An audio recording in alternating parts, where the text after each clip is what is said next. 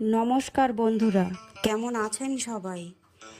অবসরে অবকাশে আপনাদেরকে স্বাগত জানাই। আপনারা উত্তম সুচিত্রার ৭৪ দেখেছেন নিশ্চয়ই। দেখলে নিশ্চয়ই মনে থাকবে ভানু বন্দ্যোপাধ্যায়ের সেই বিখ্যাত সংলাপটি, মাসিমা মালপোয়া খামো।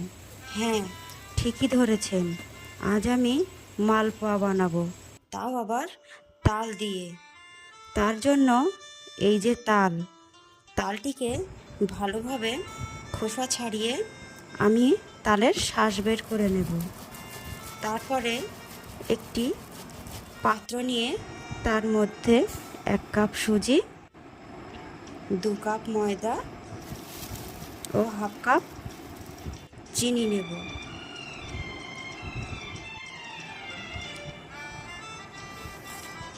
আর ১.৫ কাপ তালের শাঁস নেব।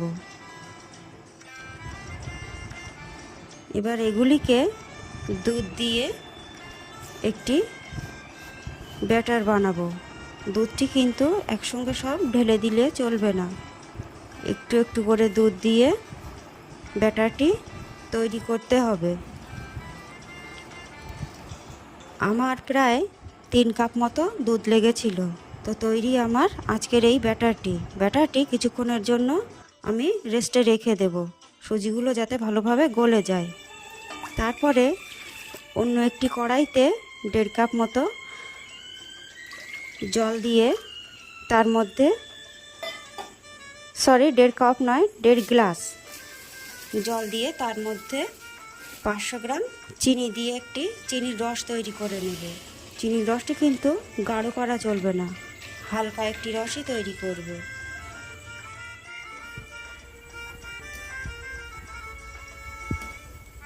তৈরি আমার চিনির রস। আবারও অন্য একটি পাত্রে সাদা তেল গরমে বসিয়ে দেব। দেখুন, ব্যাটারটি কিন্তু আরও একটু ঘন হয়ে এসেছে। এবার তেল গরম হয়ে গেলেই একে একে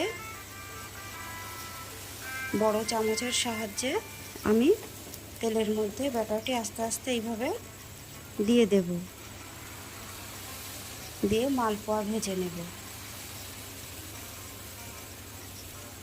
আমার এই নিত্য নতুন রেসিপি পেতে আপনারা অবশ্যই আমার চ্যানেলটিকে সাবস্ক্রাইব করবেন আর পাশের বেল আইকনটি প্রেস করবেন।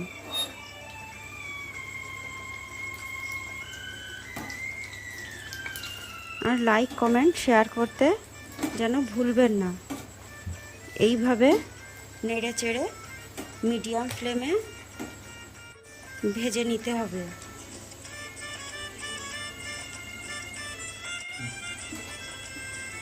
ভাজা হয়েই গেছে। এবার একটি পাত্রে আমি এগুলিকে তুলে নেব। ওই একইভাবে ওই তেলের মধ্যে আবারও আমি মালপোয়া তৈরির জন্য ছেড়ে দেব।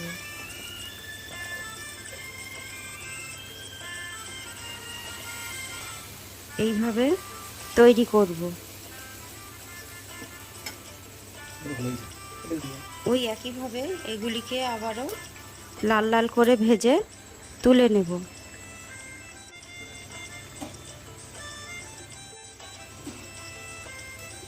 এগুলিকে ভেজে ৪-৫ মিনিট কিন্তু একটু ঠান্ডা করে নিতে হবে।